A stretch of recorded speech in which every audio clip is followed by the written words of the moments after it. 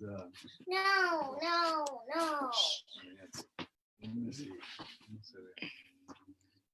All right.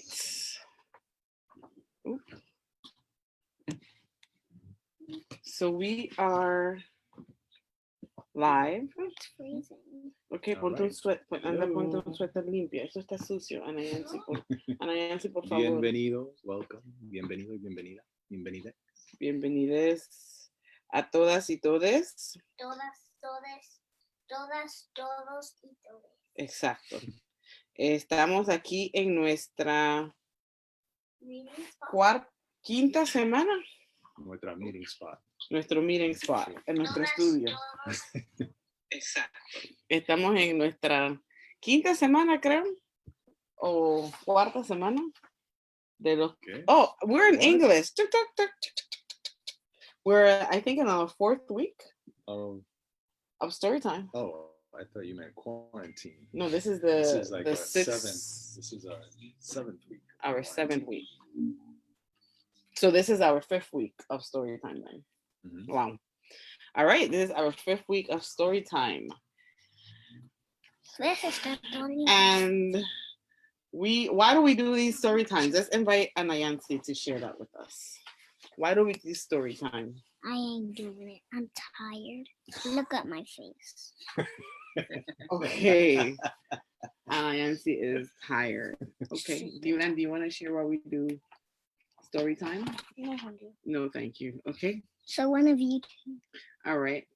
So we do, my name is Jean-Pierre Williams-Comrie, and we do story time at Afro Resistance every day at 6 p.m. live. Sometimes we do it in English, sometimes we do it in Spanish, sometimes we do it in Portuguese. We try and do it in the languages of the region. And we do it because... Wait, I want to tell something real quick. Okay. Don't laugh at my hair because I couldn't find my bun and this is what happened. It's a mess. But we love our hair. I think your hair is beautiful. Exactly. Not like this. Yes. Any way you do it, it's beautiful. Exacto. So we do these stories because less than 1%. I didn't do this. Okay. The night did it. The night.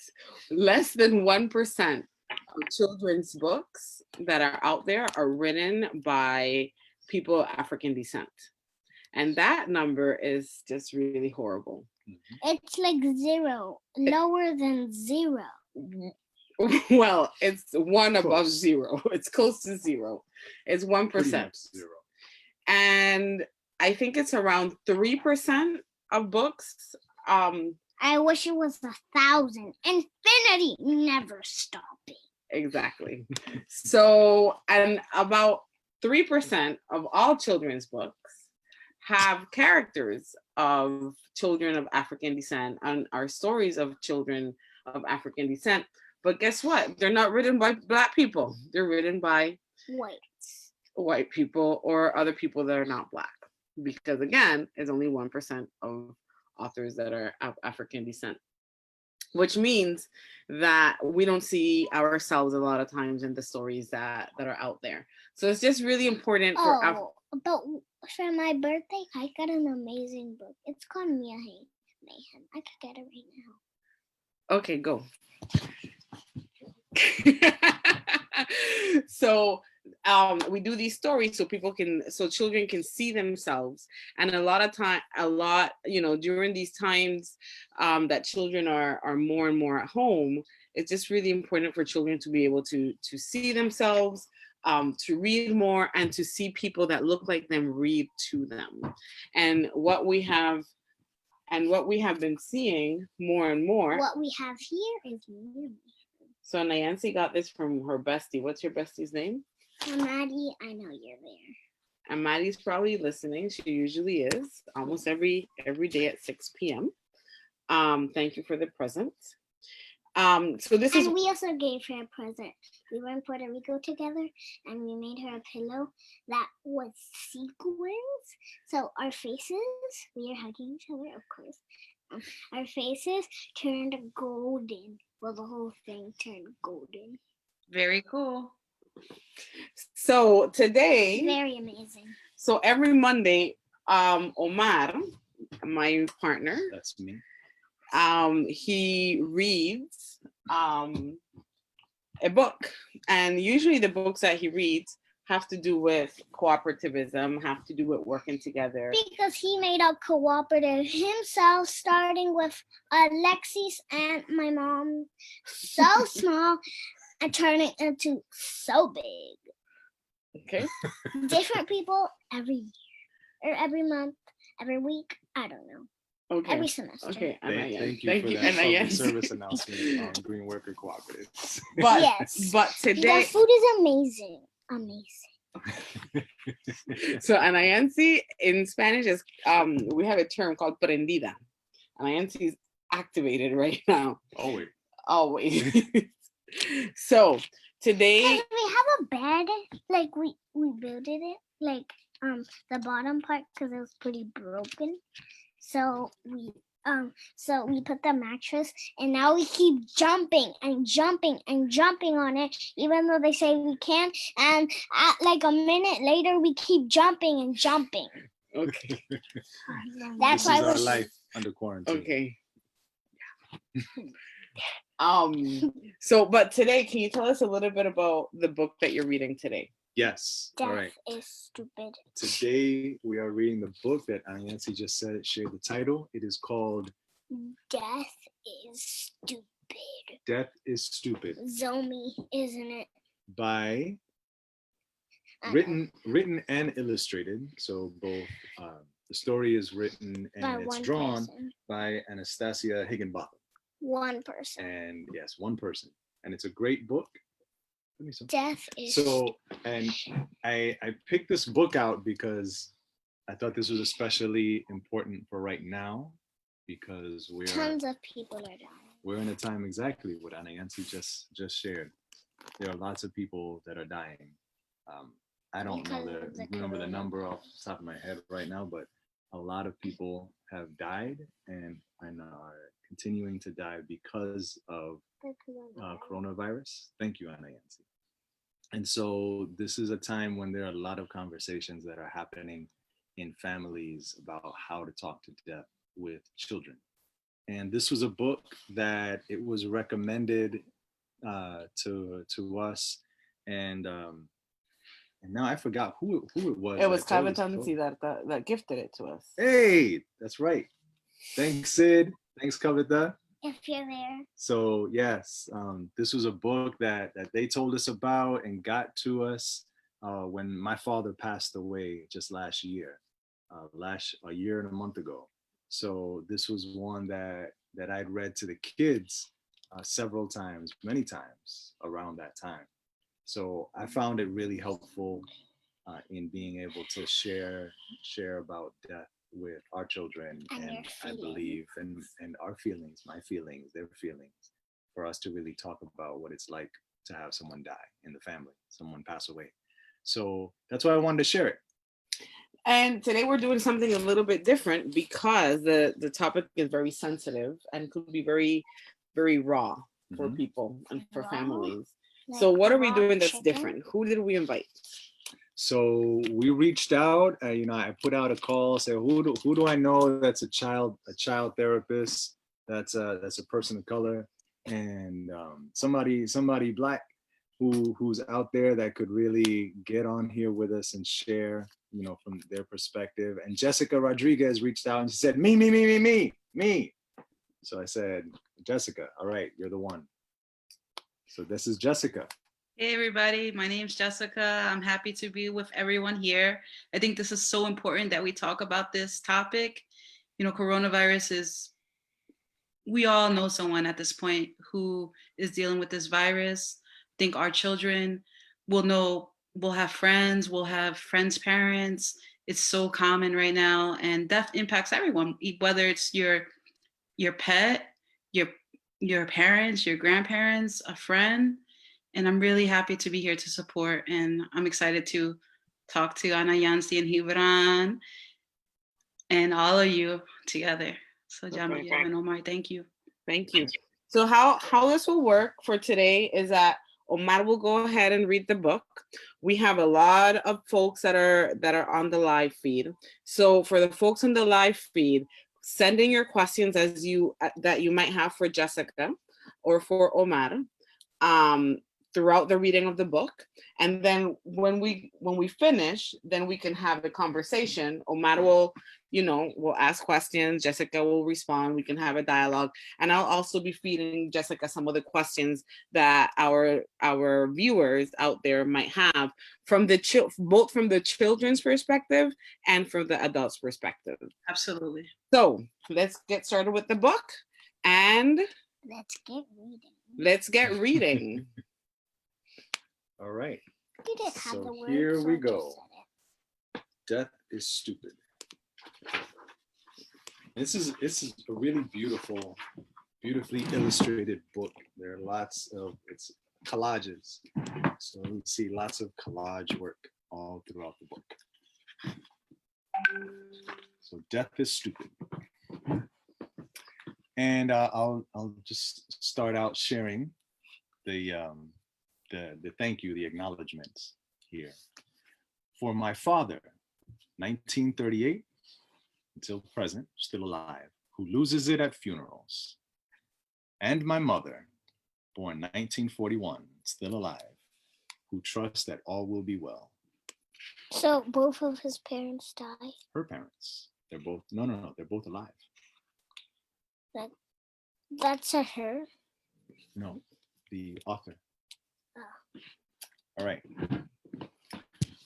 When a loved one dies, the things that happen when someone you love dies, are the things that people say. I know exactly how you feel. These are the kinds of things that people will say. People can say some stupid things. Don't cry. Just be grateful for the time you had with her. You can see it looks like this child is really having a hard time right now. Mm-hmm.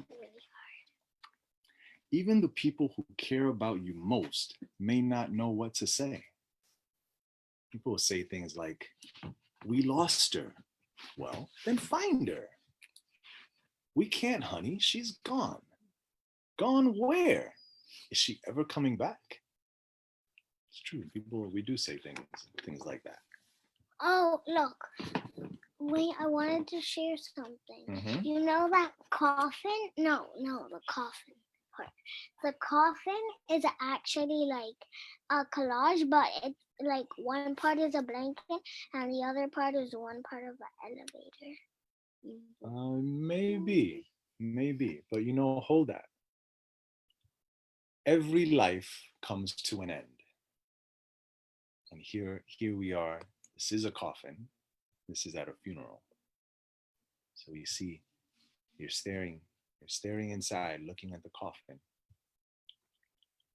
Grandmother inside. She's in a better place. That's what someone's saying. She's in a better place. But dying is not a punishment. And here is saying, would I be in a better place if I died?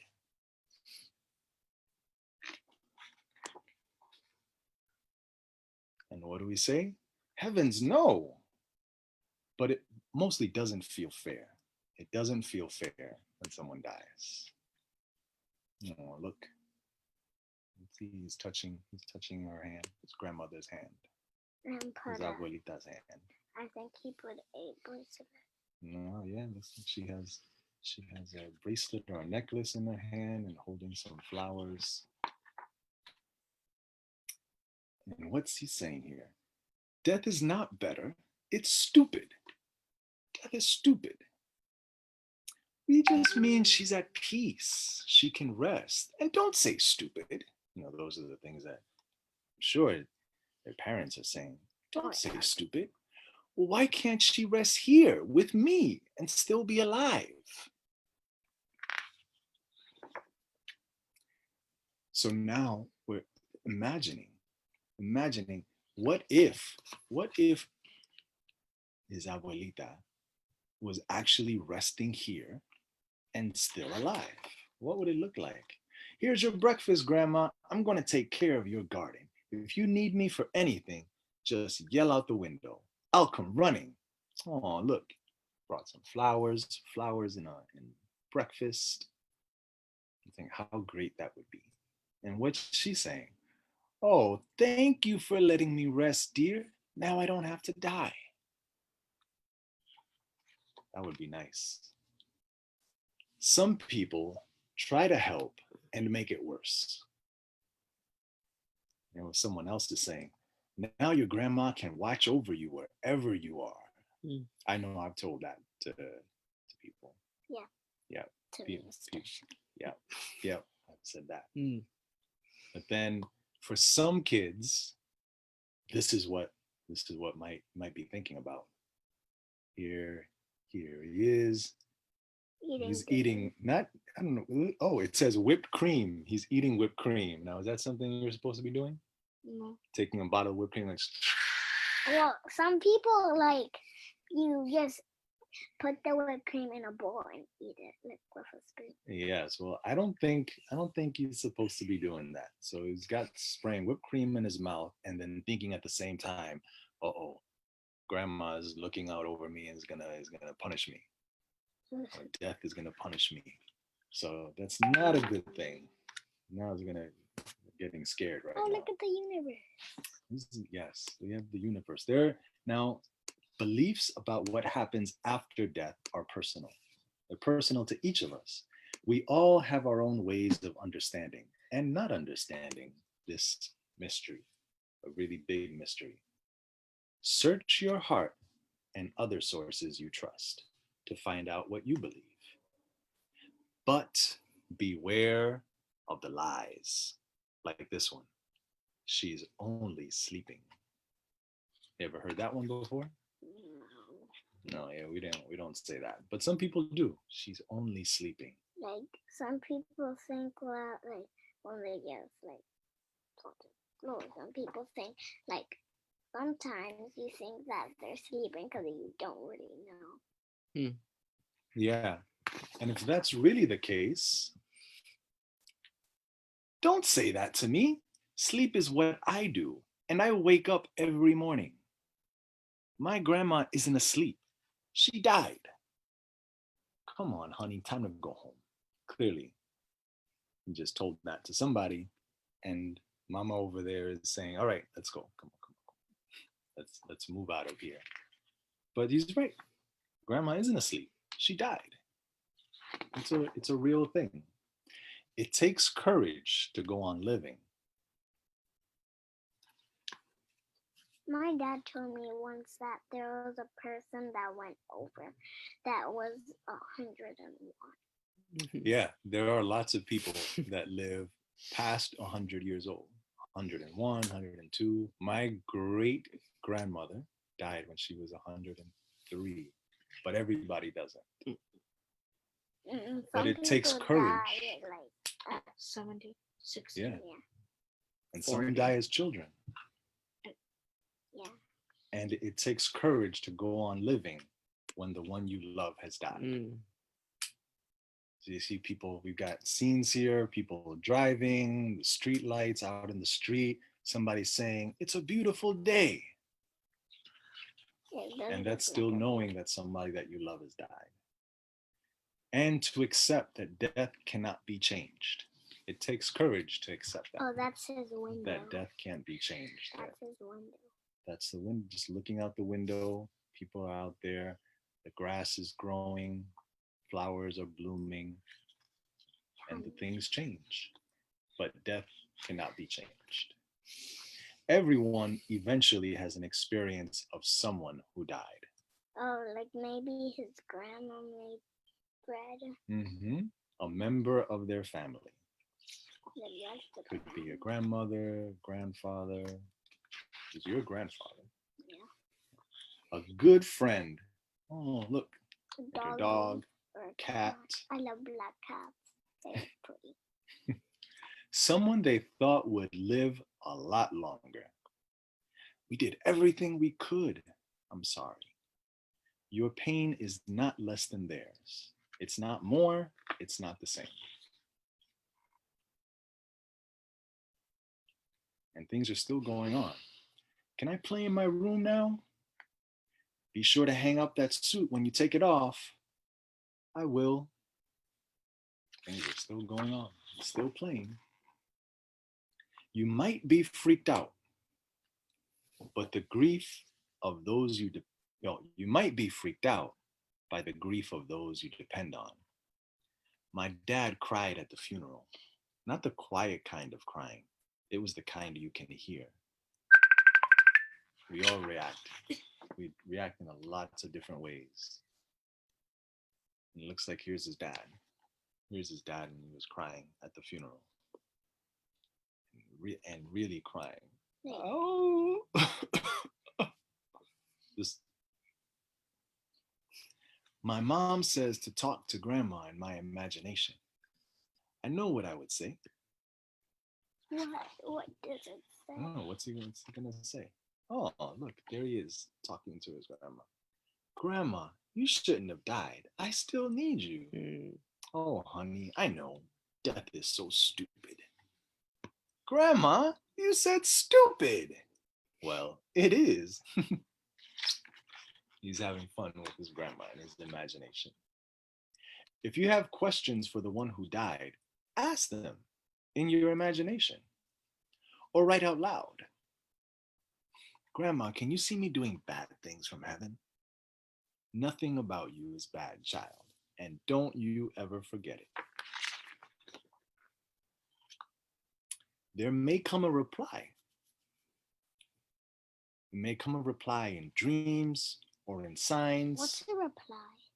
An answer.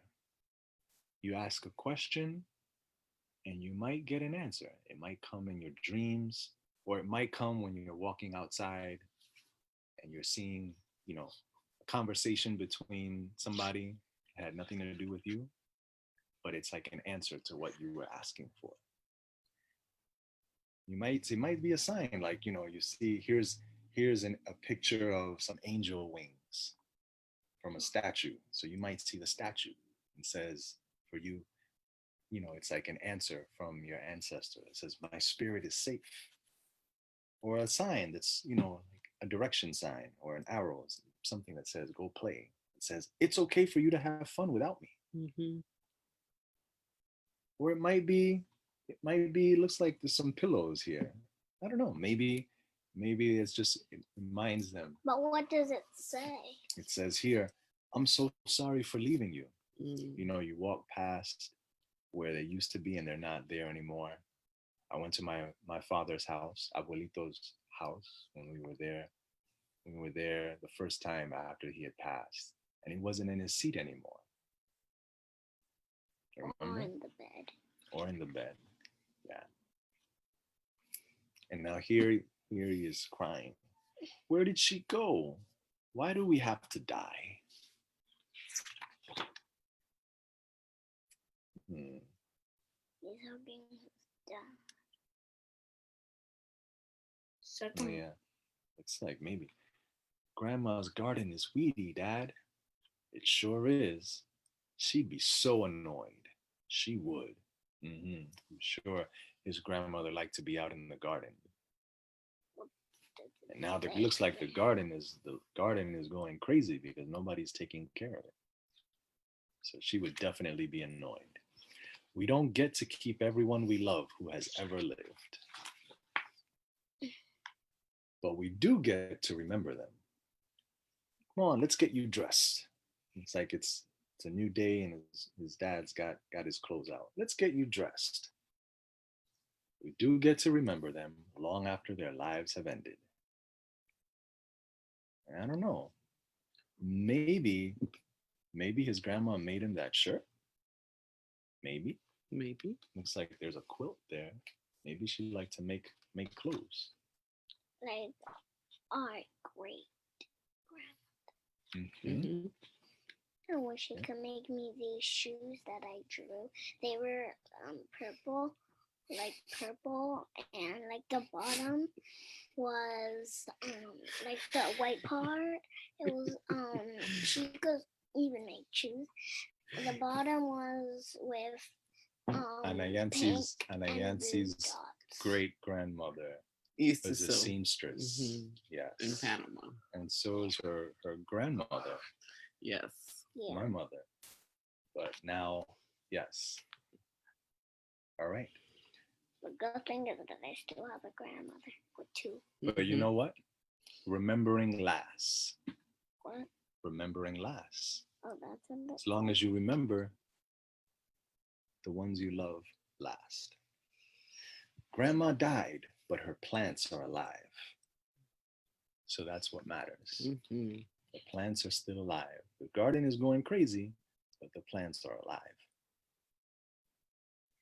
My mother fed and watered everything out here, including you and me. That's what his dad is saying. My mother fed and watered everything out here, including you and me. Not just the plants, but us too. Oh, Keep your connections to those who have died. now they're taking care of it, even Mhm. though I don't like tomatoes. Yes, even though you may not like the tomatoes, keep your connections to those who have died and to those still living. Dad, would you teach me to make the sauce she made in the boiling hot jars? I bet she probably makes some, maybe spaghetti sauce, Mm. something I with love boiling spaghetti. tomatoes. I love spaghetti with tomato sauce, but I don't like tomatoes And like. they've got a great garden making I don't like tomatoes. tomatoes like that. We have a And garden Dad like says that. it would be an honor. It would be an honor for Dad. Listen to that. It would be an honor for Dad to make the sauce, to teach his son to make the sauce that his mom made. Or grandma. These connections make death less scary and they make life more fun. The end. Yeah. Oh, wait, it's not the end. Oh, no. These are activities. Look at that. There are activities here at the end of the book. Maybe we can talk Can about we some of see? those afterwards. Yeah. Can you see? Y colorín What colorado. does it say? After I do the official closing of the book. Y colorín colorado, este cuentito se ha acabado. I've been asking tons of questions. You have. And now can you go to Ven para acá, Ana Yancy. No, Keep it's it on. easier to say. All right, No, we're because- doing a talk now with See, Jessica. so you have to come here if PP you want to Jessica. ask questions. So for the family on Facebook, if you want to ask questions, go ahead and type them up and I will be feeding them to Omar and to Jessica. But we can have a conversation. Omar. Sure. Actually, I'm actually fascinated by the activities section. I think it's amazing. I think you should read some of them. yeah. All So of them. I read the book when we read before, just with the struggles of parenting in the moment and dealing with death. I don't think I wasn't going into the activity section, but some of these are really great. So this one says, want to know how to keep someone and at the same time let them go? Wear what they wore, play what they played. He's wearing their clothes, playing a card game. If your That they grandma was into played. playing cards, read what they read. Hey, my name is in here. Make what they made, like the spaghetti sauce. Or like a cake. Another cake. Yes, apparently grandma was into cake. Treasure what was dear to them. Flowers. Flowers. And you. What was dear to them is you. So treasure yourself. When an animal you care about dies, people may not understand your feelings. Feel them anyway. I think that's a big deal. People say all kinds of stuff. We'll get another one. What's the big deal? It was only you're still sad about that? Let me be. Shield yourself from words that hurt you. And there's a few more. Can you read some of them? Okay. Here's one. Here's a heart. It says, here's a place for the name or picture of an animal, or maybe more than one, who you'll remember always. Names are magical. They're like spells. Think of the name of the one you love who has died. What does it say that name? It says, no, no, no, no, no. Mammy. Pictured in ribbons and sequins and paper and string, silver pen, gold pen, so write their names. Notice how it feels to see it, hear it, say it, make it. These are all different names of people that have died, What that does have it passed say? away. Maybe You in make their the life. names, you make the names however you like. What does it say? There are different names like Kathy and Tony, Sandra, George, Anita. We have a question. Okay, we got a question. We have a question from a parent. Great. So Miles is really afraid of death. How do I talk to him about it? All So right. this is a 8-9-year-old. All right. So I think the big thing is that as a parent and an adult who has a child who has, as a parent, often sometimes we want to protect kids from the bad things. So I think this is like a hard conversation. And I think really it's important with children to make sure that they actually know that there's two ways to talk about death. One is that they need to know exactly what it means. So in this book, for example, someone talked to their kid about death and they said, oh, it's like you just go to sleep. Mhm. But if you say something like that, it can feel, it can almost feel like it's pretend, that death isn't real. So you have to be what's called concrete. So for example, when I talk to clients I know about death, I want to make sure that they understand that maybe like a cockroach or an ant might die, but it really died. It's not like the ant's going to suddenly start moving. But then we have this other part of it where you might want to talk to your child about spirituality and what is it that you as a family believe around death. So death is something that happens to everyone, but do you believe that there's a heaven? Do you believe in reincarnation? Often as Black people, we believe that our ancestors stay around. So do you believe that our ancestors are going to stay around? And incorporate what really it means for you, but also making sure that he or she understands. I think that's a big thing. Thank you. We have a few. We also have from the same parent. He wants to live forever, and he wants me to promise him that. I don't do that, but it's hard to talk to him about it without hurting his feelings. Yeah, I can see that. And I think it would be amazing if we had like that superhero ability to live forever. Like I actually, like you, Omar, I have a great grandmother who lived to be 104, but I have two grandparents who died in their 50s as well, so it's like we never know when it's going to happen. As a kid, when I was 9 years old, a classmate actually died, so it's part of life, but it's also like, I think it's really about folks understanding that death does happen, just like a baby happens. It's a cycle. And I think that for me, I think the best way to incorporate talking about death is also to try to incorporate spirituality and helping your kid to know, to follow what's in their heart when it comes to making sense to it. I don't know if the kids want to share anything with that. And I answer, you want to live forever, right? Oh. What is something that She says she wants to live forever all the time? I know I'm gonna live forever. But Jessica just shared something about the superhero power. I know I'm gonna live forever because I know a secret that people don't know. What's the secret?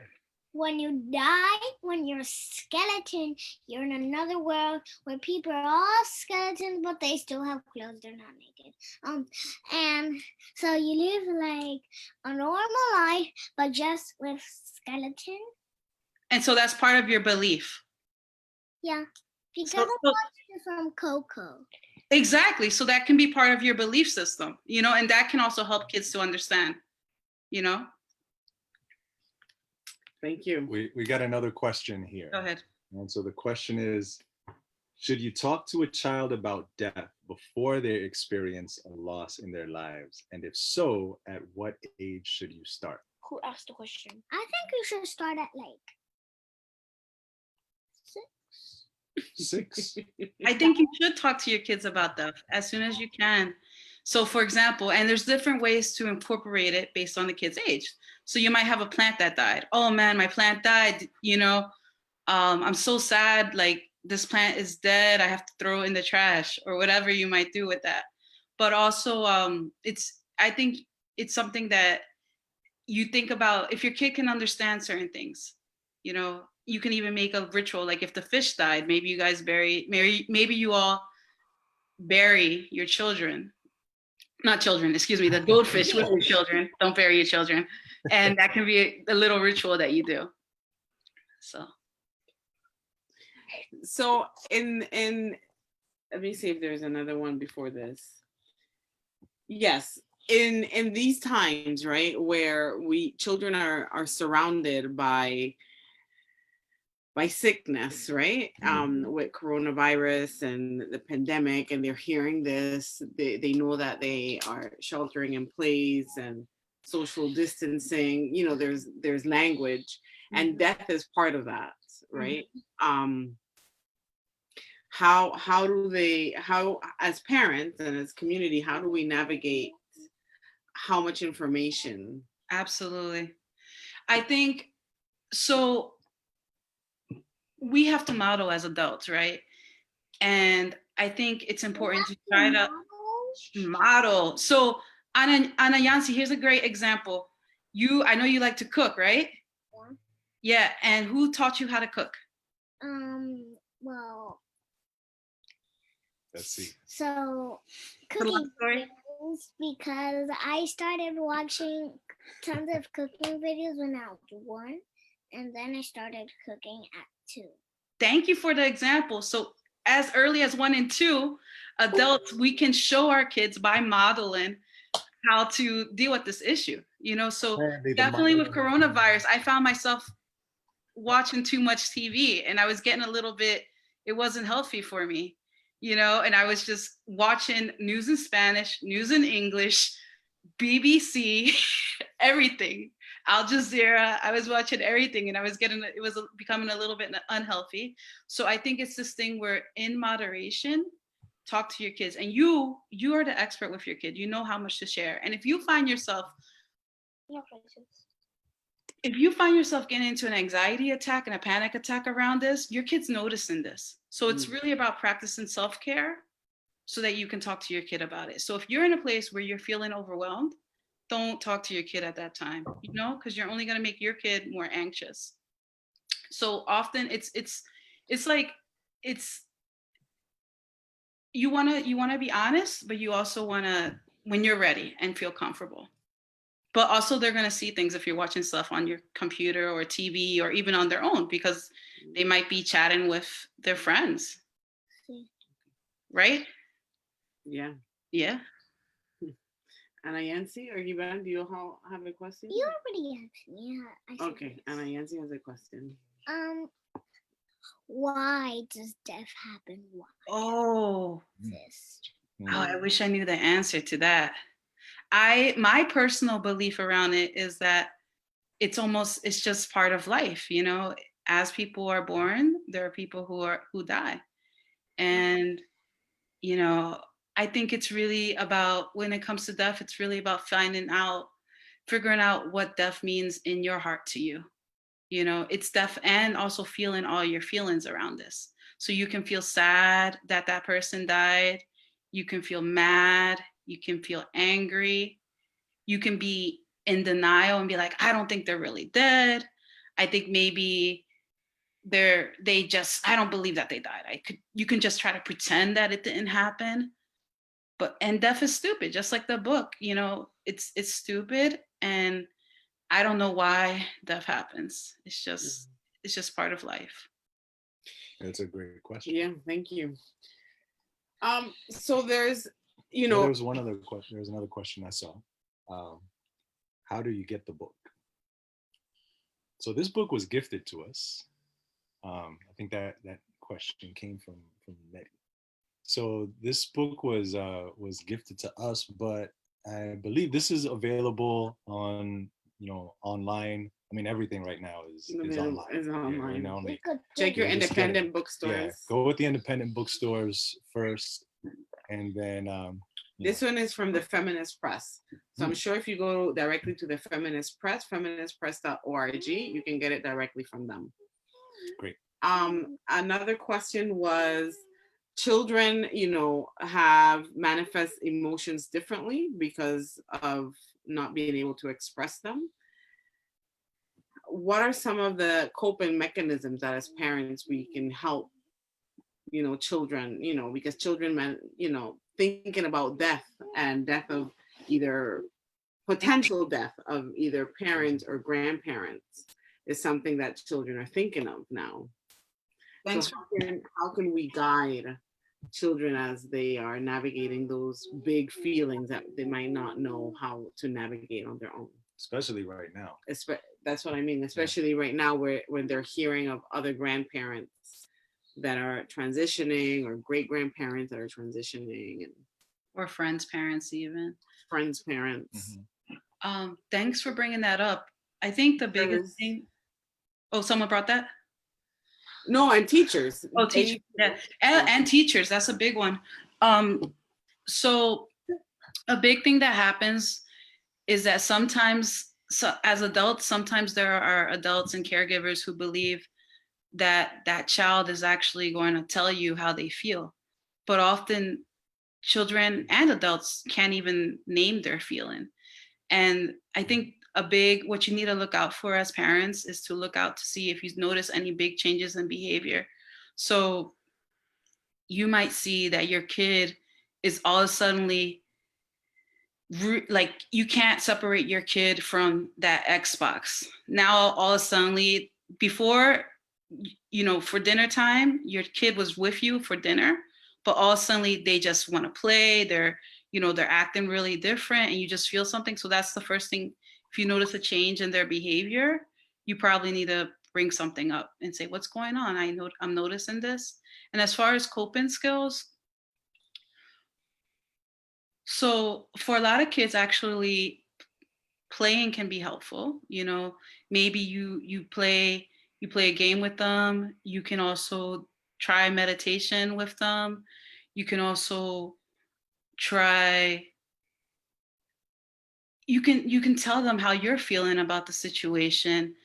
Because again, I think the biggest thing is showing a kid how you deal with a difficult situation. You can also I like the whole idea that the book talks about is doing a ritual around death, so that they know that that is actually part of life. And even them, if let's suppose a teacher dies, they could even write a letter to that teacher or talk to them. Again, it's really about teaching your child, I believe personally, what your belief system is, and helping them to figure out how they want to cope, because your child could actually believe something else. Also, another comment was grounding in cultural rituals and traditions. And can you share how do we honor our ancestors here in the house?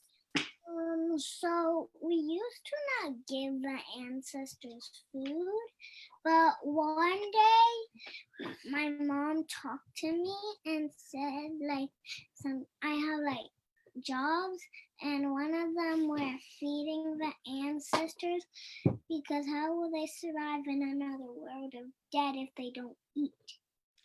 It's true. And often in our culture, in the Black culture, we feed our ancestors by giving them a plate of food.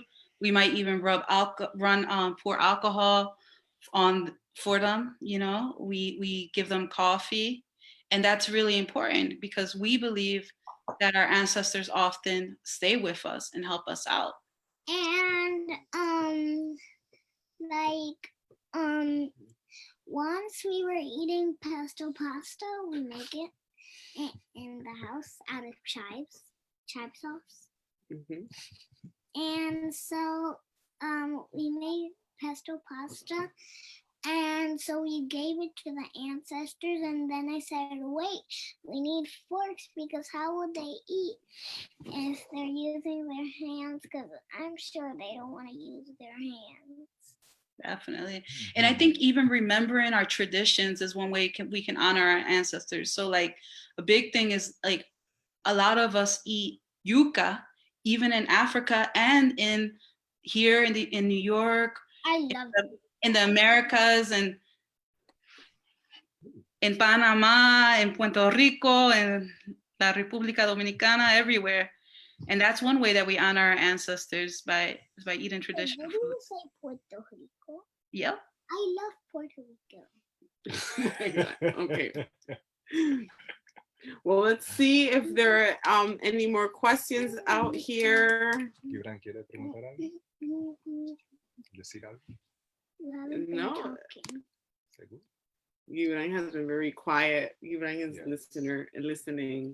Oh, another way that we can remember our ancestors is through music, you know? Yeah. What do you mean, no? Gibran drums Shaking and we his like head and he that. plays music. Drumming's a big way.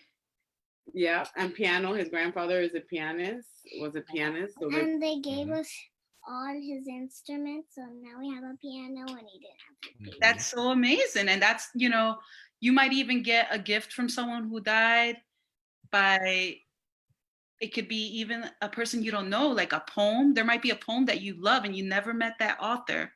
Yeah. But when you think about that author, you feel them right next to you. Yeah. Well, Well, thanks, Jessica, for joining us and helping us go through this book. This is a really important, powerful book for a powerful subject. And I know that there are a lot of people out there that are watching, listening, that are trying to figure out how to have these conversations at home. And you've been helpful, and this book is really helpful for folks. So now folks know where to get it, and you can read it to your own kids or yourselves. and Jessica, you had another resource that you wanted to share with us. Yes, there's a really amazing book. It's a coloring book. It's by a Colombian author.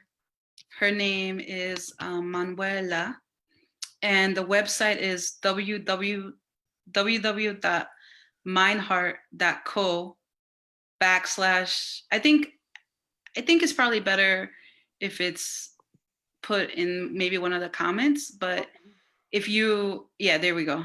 Yeah. Once I put it now, it will go on into the chat. So I really recommend that. It talks about how it's a virus that impacts everyone, and for kids not to be so scared, because although some people die, most people get better. Yes. Yes. All right. And also, you know, in regards to the cultural traditions and everything else, is also now that you mentioned that a lot of people get better, most people get better, it's also remembering the ancestors and what kept them healthy and trying to incorporate those things into our daily practices. Exactly. Because we actually have survived a lot. Correct. You know, we are survivors and we will continue to survive. Oh, there was a song that was called I'm a Survivor. Exactly. Exactly. All right. Beyonce in the house. Well, answer streams. Jessica. Take care. Thanks. Bye. Vamos.